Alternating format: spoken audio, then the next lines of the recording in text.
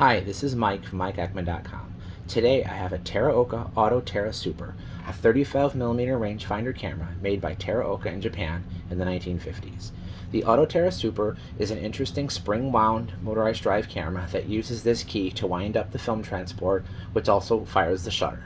Pressing this button advances the film and fires the shutter. With a complete wind of the camera, you get up to 7 exposures without having to wind it up again. This little thing right here is the rewind lever. It pops up to rewind film, and this button right next to it opens the film door. Do not press this button with film in the camera because you'll immediately expose your film. One thing that's interesting is here is where a supply cassette of film goes, and there's no fork to engage the inner spool. When you load a new roll of film, you just stick it in, and normally you would stretch the film across the gates onto the take-up spool. When I press the shutter release, it would normally be advancing the film like this. But when it's time to rewind the film, how do you rewind the film when there's no sprocket? Let me take the cassette out.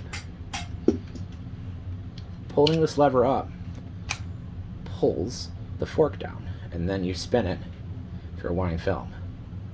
Doing this also disengages the lower half of the sprocket shaft here, allowing the film to transport backwards without ever losing tension on the motor that drives the film.